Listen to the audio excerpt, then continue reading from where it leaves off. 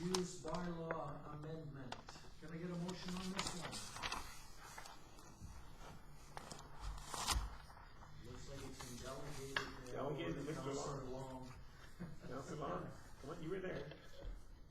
Council give first reading to bylaw 15-2020 to amend the land use bylaw 05-2015 this 14th day of July 2020.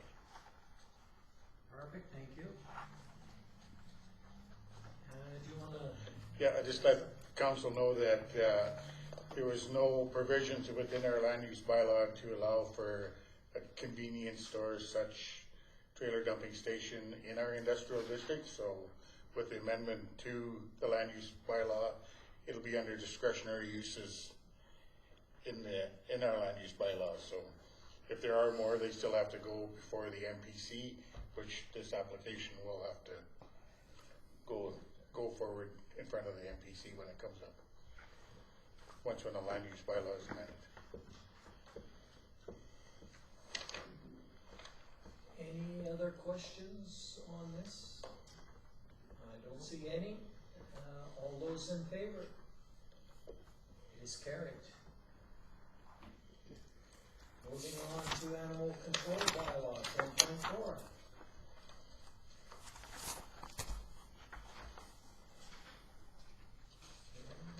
Councillor Long.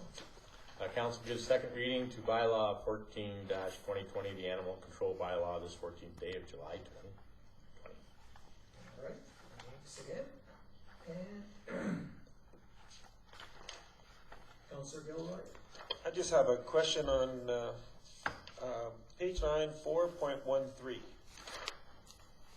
No owner shall permit his or her domestic animal to bark or howl, thereby disturbing the quiet or repose of any person. Has that got to do with curfew? Is that any time of the day?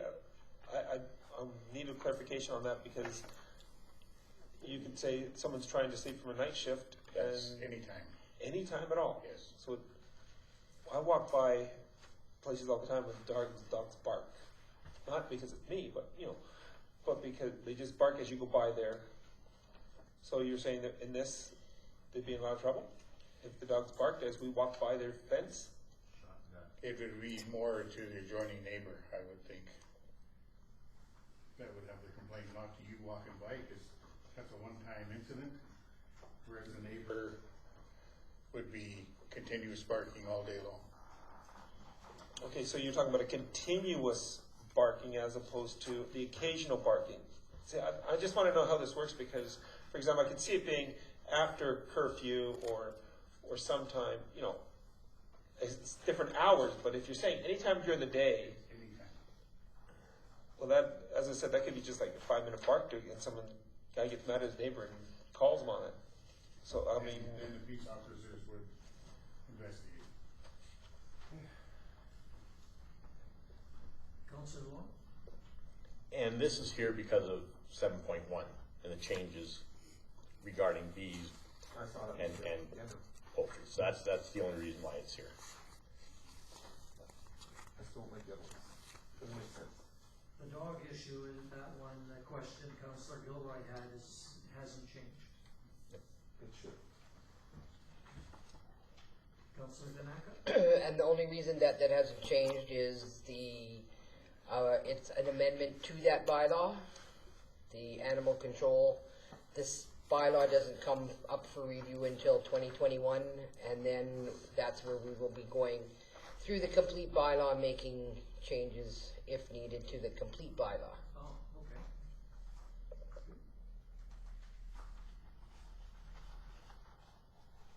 All right. Any other questions on this one?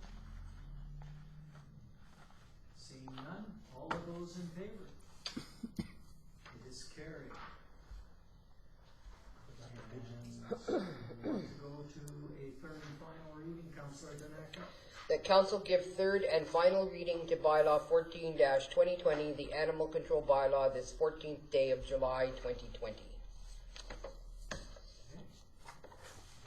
Last chance for any comments, questions? Seeing none, all those in favor? Opposed? It's carried.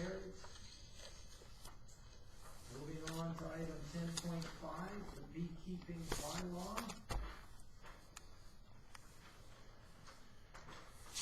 Councillor Long?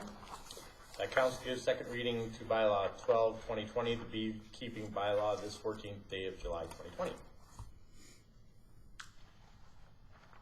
All right. Questions, comments on this one?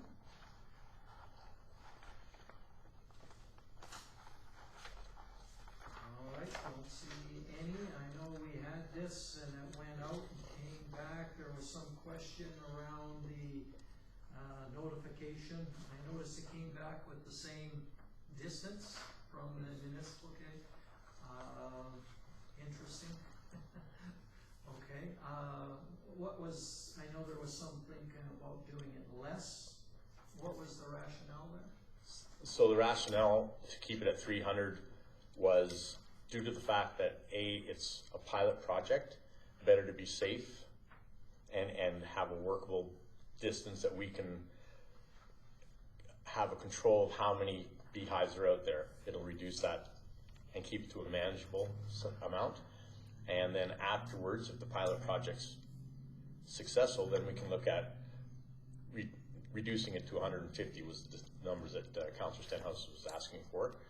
And again, with any bylaw, if it turns out that during this pilot project that there is a person who would like to be involved in it but doesn't meet the requirement space-wise, well then they can come to council and ask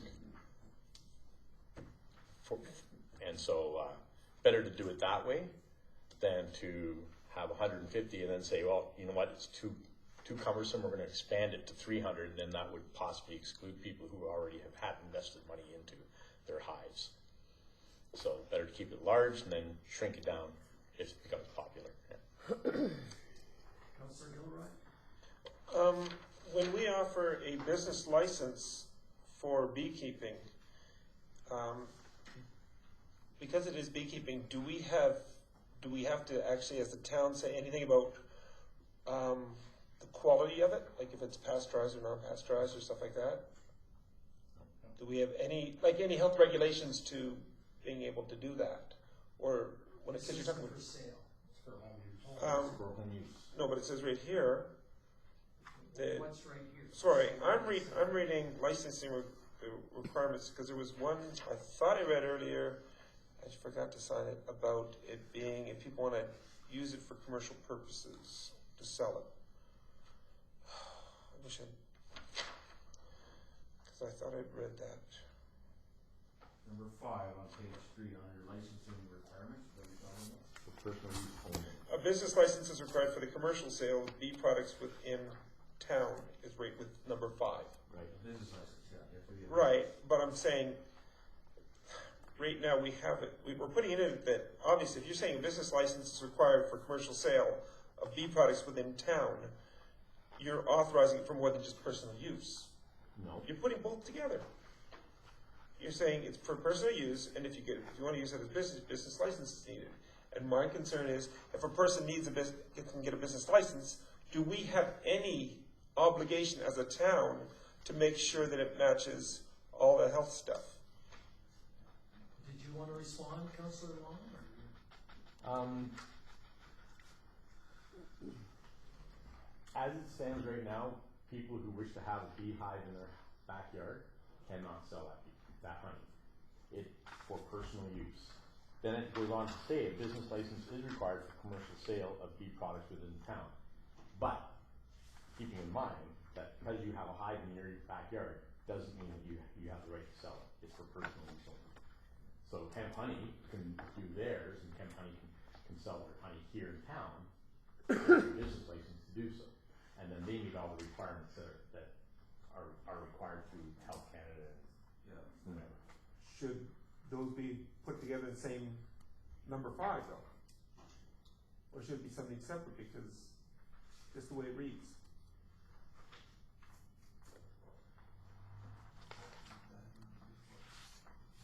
I see what you're saying, but it's clearly saying before that so it's more of a clarification that you require a business license to do this. You do not have a business license for your bees.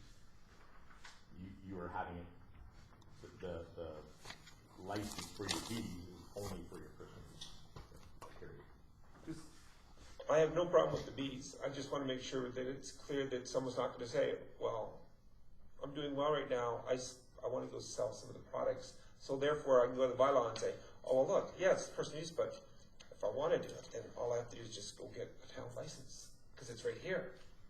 So I just want to make sure that, Right. you know, because we do want to pass this. Yeah. Personal use only.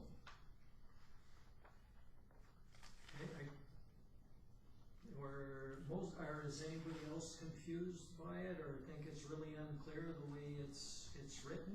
Should we look to change it or is it fine the way it is? I think it's fine. It says personal use. Yeah, and it does go on to say the other one, but it is two separate sentences. Yeah. I think it's clear that. Yeah. Okay. Any other questions on it? Make some money. I know the number 5 under C on page 4 is highlighted in yellow, and I was just wondering why that's on there. There was a wording. oh, that's what I wanted.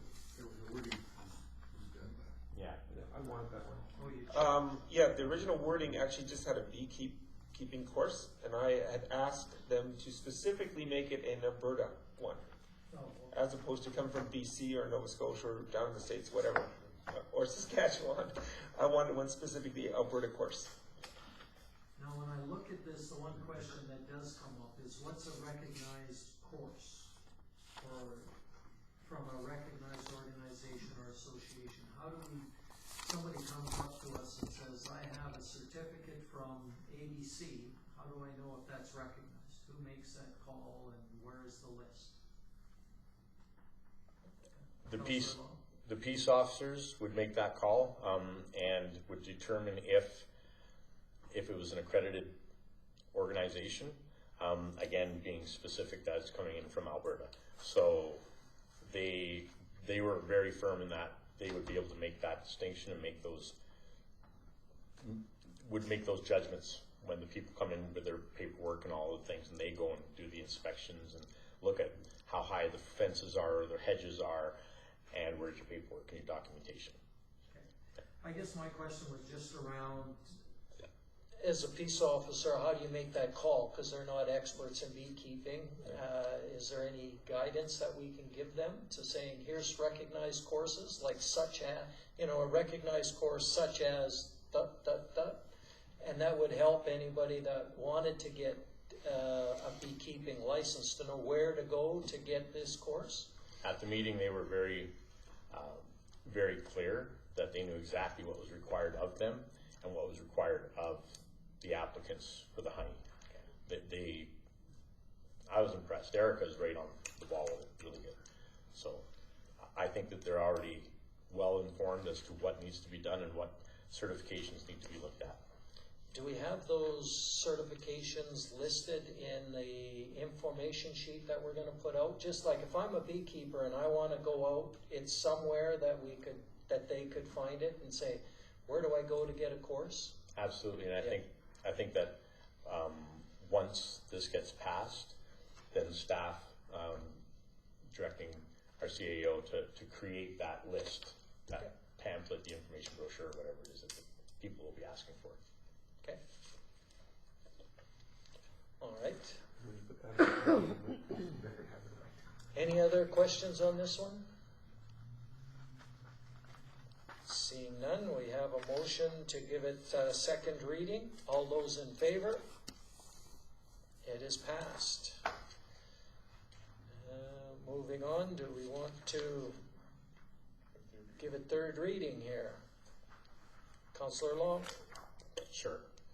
The council received bylaw 12/2020 beekeeping bylaw on this 14th day, third final reading from July 2020. I skipped the line when I was reading it when I started reading the information part. Let me rephrase that. That council gave third and final reading to bylaw 12/2020, the beekeeping bylaw this 14th day of July 2020. There. Okay. Last chance for any comments, questions? Seeing none, all those in favor? We now have a beekeeping bylaw. And she's moving. She's moving, yes. All right, let's go to the hen keeping bylaw. The gal that was in here that made the presentation and wanted bees so much. Her partner, spouse is the fire chief for the county, and he's moving up to high. Yeah. He's moving what? And they're moving up to high level. Oh, Yeah. well, maybe we can do these there then. The county's losing something? Okay, can we get a motion on the hen keeping bylaw?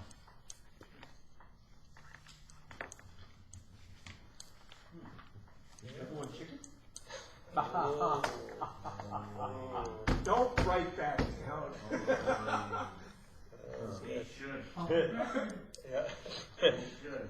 It's gotta be a groaner once in a while. That'll be your new thing in the paper, council groaner. Okay, so Councillor Gilroy has stepped up with it, I can tell. Better than step up with it than step in it. Sure, okay, I'll go from 5. Because you're not chicken. Well, when you deal with Turkey though. Oh, you beat me to the punchline, but then I would have had to apologize for calling you guys turkeys. So I'll just keep focused here and say that the council give second reading to bylaw 13/2020, the hen keeping bylaw, this 14th day of July 2020. Okay, any questions on this one?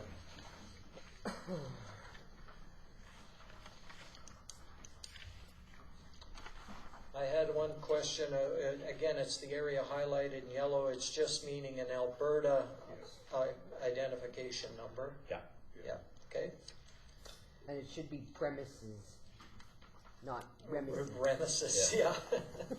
Premises, Yeah. not remises. All right. That's the landowner, not each chicken, right? What's that? Sorry, the valid Alberta premises one is strictly for the location and not for the number of. No, you paid. Right. Okay, that's what I thought it was. All right, any other, and we've stuck with the same notification area. Any other questions on this one? Seeing none, all those in favor?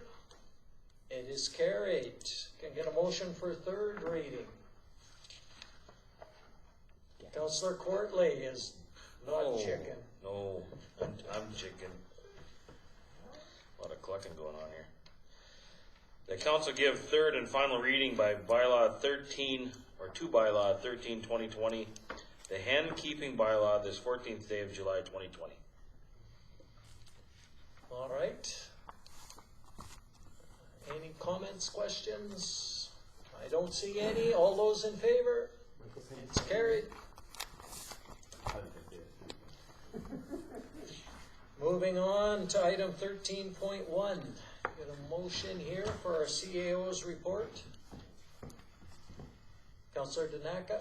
I make a motion that council receive the CAO Brian Martinson's report and action list for information. All right. I'll turn it over to our CAO.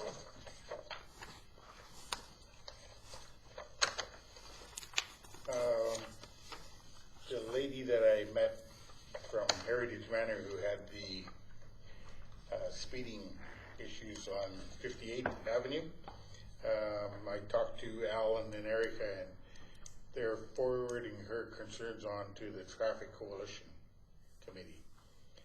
And Have one of those? Yes, we do. we do.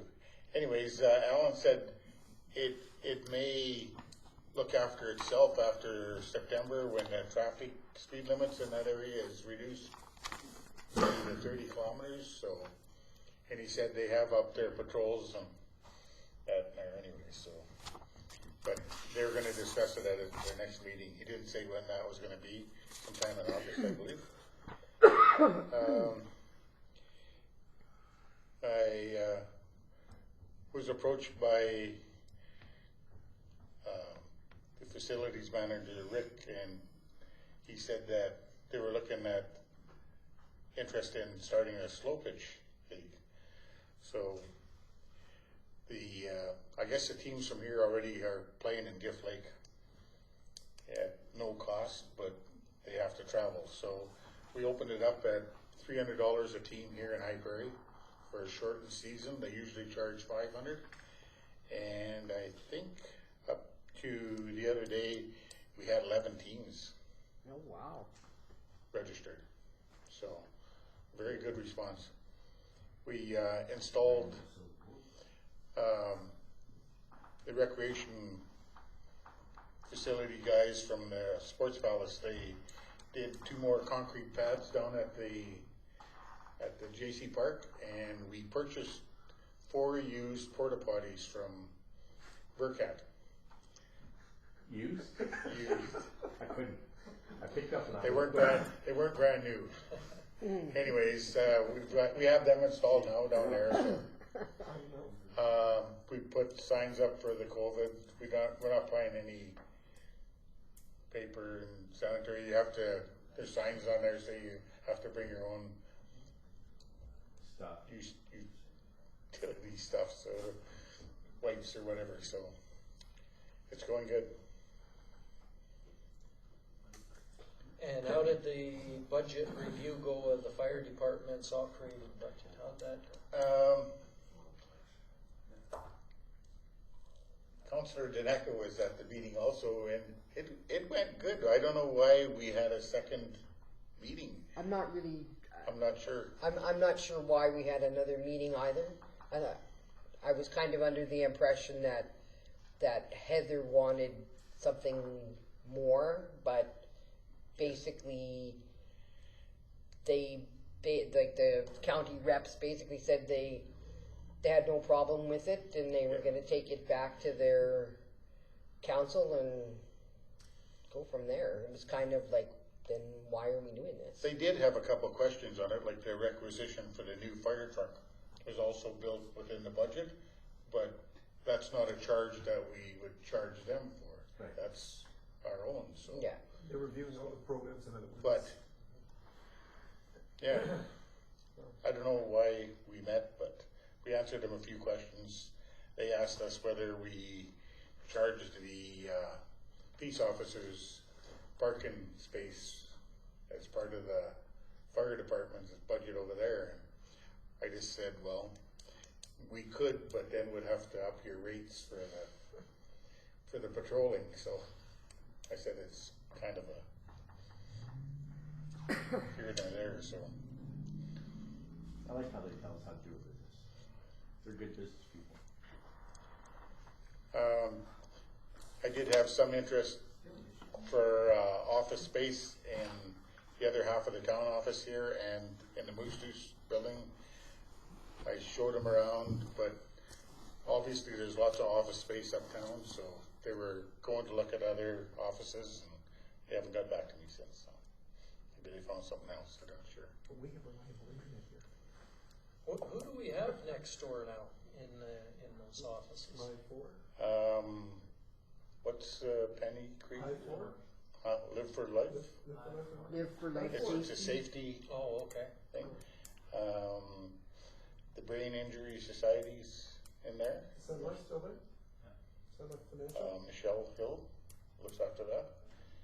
And Dion with Sun Life is in there.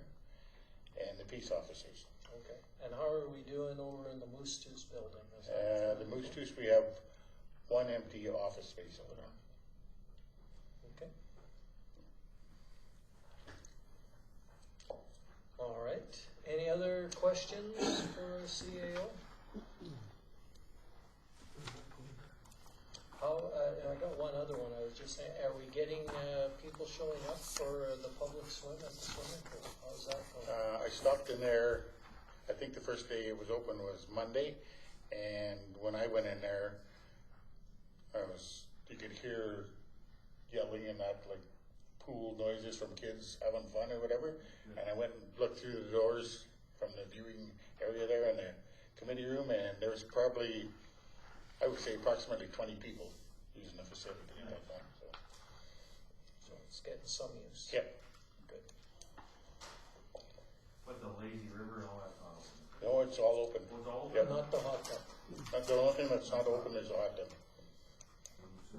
Is the slide open? The slide is open. Porridge time. I was gonna expand on that, but go ahead. I did. Yeah, I know. Councillor Danaka? I just have a question with the pool and its situation. Have you been getting lots of people asking for refunds? She has been answering some of the questions. Some of them were prorated, I guess you could say.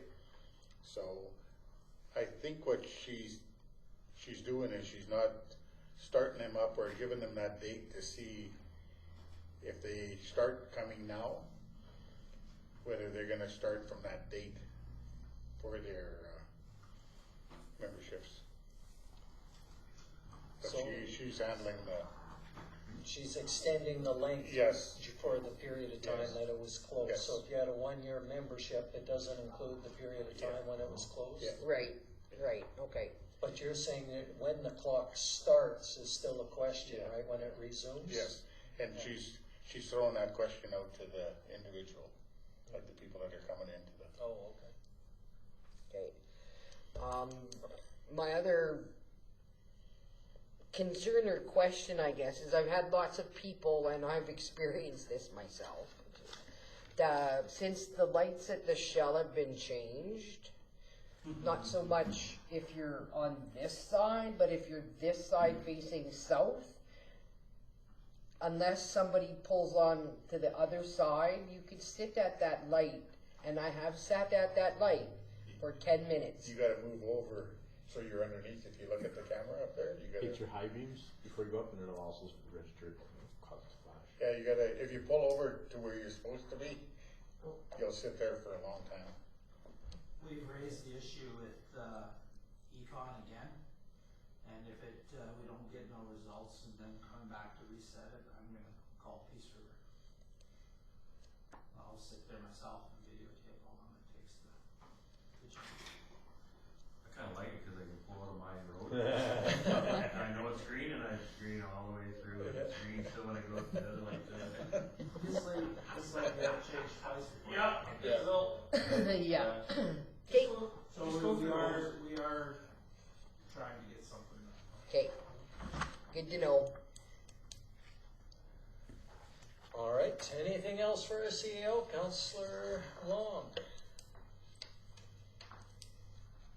The first one, regular meeting September 2018, with Kim Barker Kay and Val Willier to do some sensitivity and training for our First Nations cultural awareness. It's 2018, it's now 2020. Do we just want to take it off? Is there a will? Is there? I'm in favor of taking it off. I already work full-time and would be. We can do that. Yeah, we had talked a little bit about getting somebody else to come in, and I think it's still a good idea, but that motion with those two particular people, Might we know not, didn't yeah. work very well, so Yeah. we may want to take it off for now, and when we're ready, change that to somebody else. I would suggest taking it off. It seems like it's taking up space. Does anybody object to taking that off? No? Okay. Well, I'm not saying you gotta be right. Okay.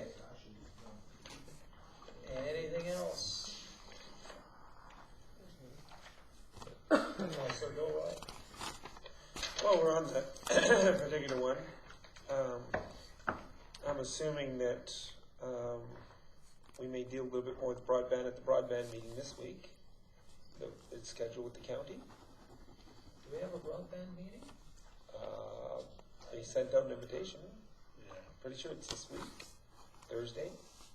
There's one coming up for everything. I don't know if I got it. It's 10 o'clock Thursday morning, I believe. I don't believe I got it. Can you get it for me? But the other one I was looking at here, since we're going through this, is I'm not pushing our new treasurer, but before the end of summer, will we be, actually, and I'm looking at 168, motion 16820. Will we, before the end of summer, be looking at possible financing options for capital projects that obviously we need, but we cannot afford? And I'm going to leave it there because I know that if I say any more, then Councillor Long will jump in. So I'll just leave it at that one. So will we have a meeting to talk about that? Go ahead. We did have our engineers up here, and the 47th Street has been submitted, and it's out for tender now, I think, Vern, isn't it? Or close. And with a clause in there, subject to funding. So if we don't have the funding, then We're not gonna let them start if it's too late. Yeah. we'll re-tender it, so we get a better bang for our buck. Okay, the reason I made the motion, the reason I made the motion in the first place was because when we had all that money taken away, the projects that were there before the money was taken away were ones that we were told were quite important to do. And then that also included all the shovel-ready projects, which we put all the engineering money up for. I just want to make sure that if you consider them still important, are we coming up with ways to finance them? That's all I want to know. What our plan is right now is 47th Street. If it comes in quick and they can get it done this year, that's great. If not, everything is gonna be pushed to 2020. We're not gonna spend a dime. Or we can be like Venice and make canals with all the water? We're not gonna spend a dime on capital. Good. Did all of those projects get into the government for shovel-ready projects so that they might fund them? There's nothing we've given them as far as. No, but did we got ours? They're Yeah. ready to go. No, but did they get into the government so that they know Not that? yet, because until they announce something, we don't send them in. Right? Edmonton got 20 million for White Mud or whatever, that was part of those projects, I thought. Well, ours aren't in yet. We can send them. Yeah, I thought they wanted them, but I don't know how they were gonna make the choices, and everybody's asking the same questions, right? Who are they gonna pick and why, and did they have to resubmit, what are the rules? Well, So- all of our projects, the money that we were allotted has been applied for. Yeah, It's the stuff that is going to be announced or have just recently been announced that our projects, or these other ones will be shovel ready to go. So I guess if that's what's been said, I haven't been following the news because I haven't been working, but if they want them, we can give them them. yeah. Okay. And as far as cleaning the cells of Legion, we're not gonna get any agricultural land spread on anyway, so that's gonna be pushed back another year. That's $160,000 for sure. Well, and what happens with MSI Capital if we don't use them? You can carry it over. Carry it We over. can carry it We over. don't lose it. Yeah, okay. Okay, any other questions? Might be a good year to carry over on that. Well, that's my feeling is until we get a firm handle on what we have, we're just gonna do.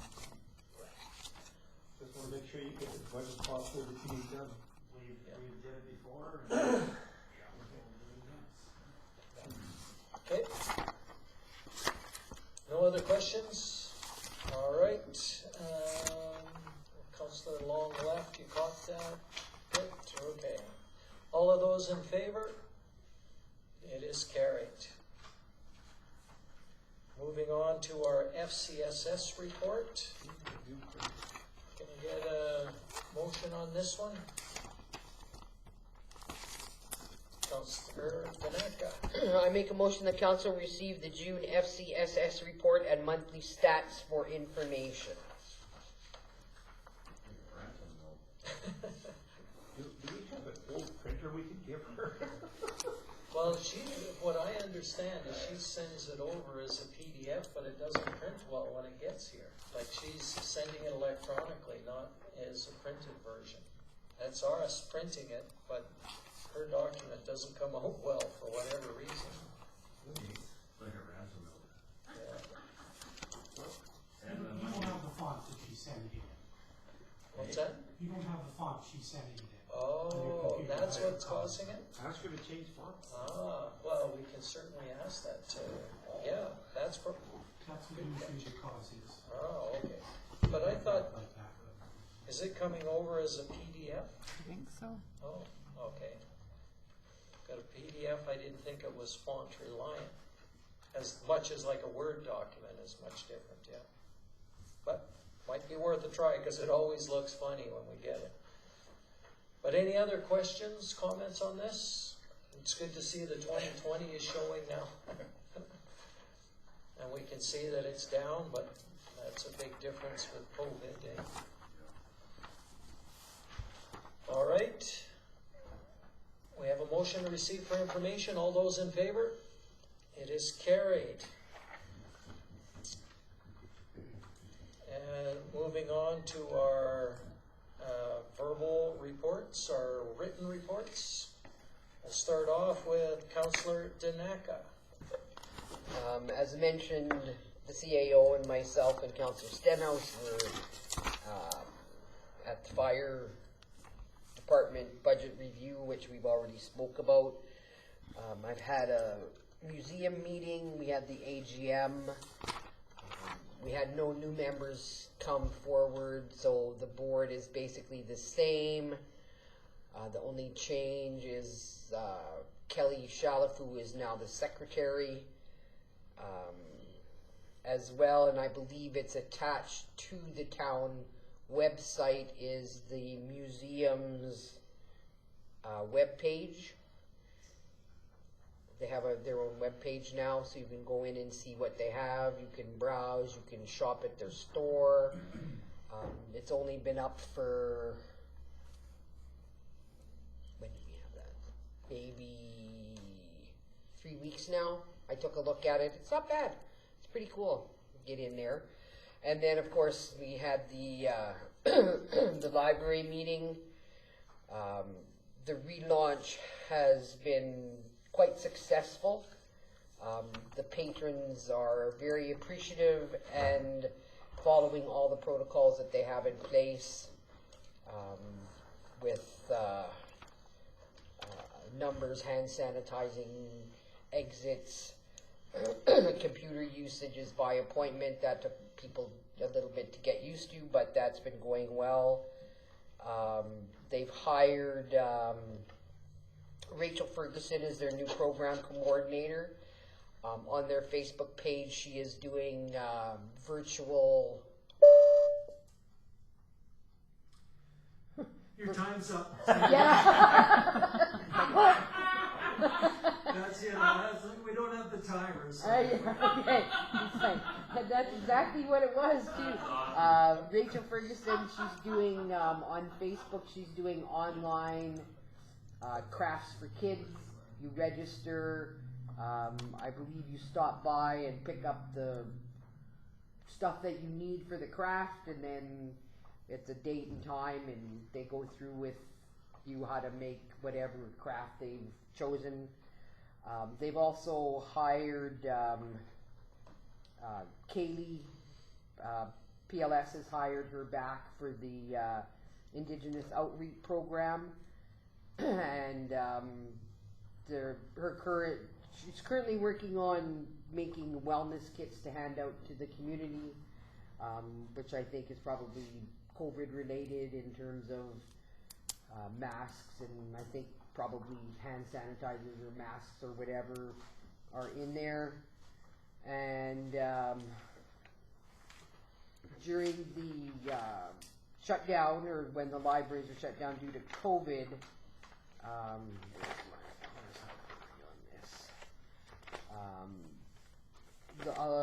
a lot of patrons made or availed themselves of all of the online stuff through PLS. In total, 3,230 patrons accessed either Overdrive, audiobooks, comics, magazines, etc. So out of the smaller libraries like Beaver Lodge, Fairview, High Prairie was the highest, next to, of course, Grand Prairie had like 37,000. But for the smaller libraries, High Prairie was the highest usage, so that's a good thing. So other than that, that's all I have. I move my verbal report for information. Any questions or comments for Councillor Tanaka? Seeing none, all of those in favor?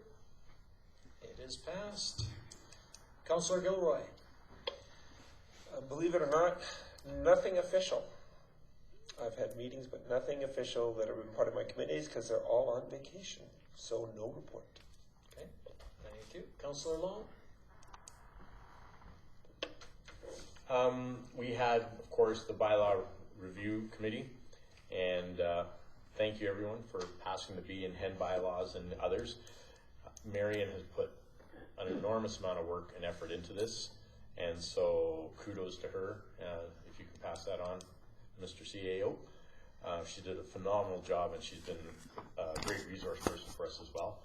So, again, thank you for allowing these to be passed through.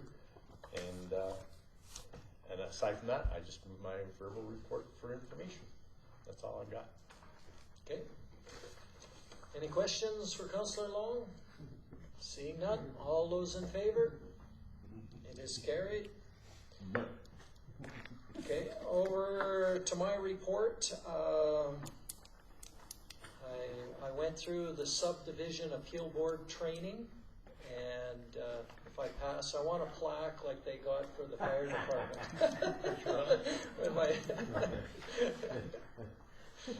Was it everything you thought it was? Yeah. Better that than the axe. But yeah, and they said that they would send you as the CEO a notification that we passed or not. I attended a webinar on changes to the Local Elections Act. I don't know if anybody knows what's coming on that one, but some of the real key highlights it ties into doesn't apply to us much. For example, if you It's more with campaign financing. And exactly, reporting. it's campaign financing and reporting, and if you have to donate any funds that are left from your campaign fundraising to a charity within a month after the election, that kind of stuff. One of the big changes that would impact us, though, is the province is suggesting that they do referendums at the same time as the municipal elections, and that has some pros and some cons to it, right? The pros is you'd likely get more people out to the municipal election. The con is that the local politics is likely going to get lost in the discussions about the referendum items. So just interesting things that they're putting out there. That's part of their new proposals. So Premier Kenny's looking at the American model too? Like, why? Because the NDP's like a Russian model. So, yeah. Putin? I went with Heart River Housing. We did a road trip with just a subcommittee meeting to look at what they've just built a new lodge in Edson. So we went and took a look at that as ideas to bring forward to a new build here. So that was very interesting to see what they've done and how they've done it. So lots of good ideas came out of that as one moves forward. And they did mention that they've purchased the furniture store, the XRCMP building. And that comes, I think, sometime unofficially, as Lindsay mentioned, but I think it'll happen sometime in September, October, is the time frames on that. Unofficially, we had, has been sort of brought up already a little bit, is there's been some George Key is contacting me about the issue with possibly losing Dr. DeToy from the Prairie Medical Clinic, and so I talked to him, and yeah, there is, he's likely going to be leaving, which is going to leave Dr. Laughlin and that clinic in a tough spot, because he's the only one there now, or will be, which is very tough. There's lots and lots that's going on in behind that, but I'll leave it at that. One of the things that I was disappointed in is I did email our MLA about it and just said, please give me a call, this is going on, I'd like to talk to you about it. I got a response back from his assistant Martine and said, yeah, passed on the message, but I never heard from him. Go figure. Yeah. Surprise, surprise, surprise. Yeah, very disappointing in that. Yeah. They're important, They're doing lots of things. So, that's why he doesn't have time to Don't even. put him with the rest. Yeah. He's MIA, he's not like the rest. It was disappointing. He's like the rest. I will. We did have a meeting with Minister, or I should say, the Minister of Health, Tyler Shandro, today, and that went fairly well, and our MLA was in on that, so that was good. And we talked about 4 big things. Dialysis was number 1, and kept lobbying for it. We know that it's been given approval, and the message back from the minister was, yes, they know it's important, they've prioritized it, it's going ahead, they're just getting all of the funding and stuff. So they were saying that it should be open in 2021 or maybe 2022, which is why so long, but they're working on it, which they know about it, and hopefully it'll get done.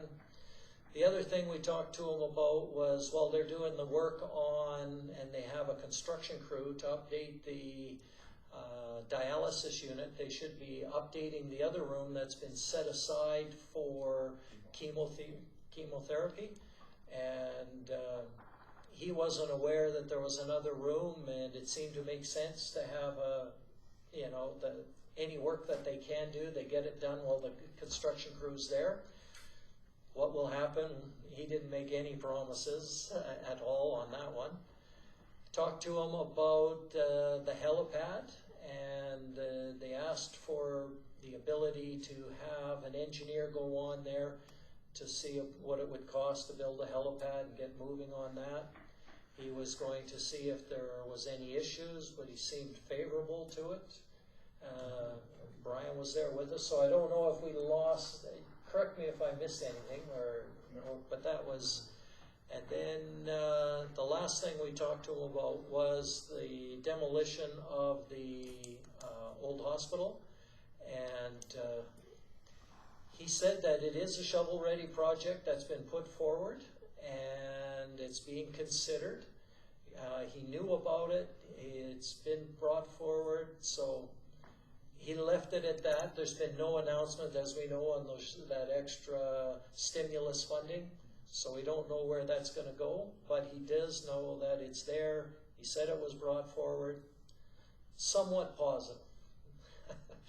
It's better than no, it's not going to happen, right? Yeah. That was, and he might know more, but that's what he told us at this point in time. And we did bring up, some of the issues that we have right at the end of the meeting, because we only had a half hour, and brought up some of the difficulties recruiting and retaining doctors and some of the issues around that. But it wasn't in the briefing package that was sent to him. It was just brought up at the end. That is my report. I move it for information, but I'll take any questions people might have. Seeing none, all those in favor? It is carried. Councillor Courtley. No report. Okay, that's all good. And Simple. we now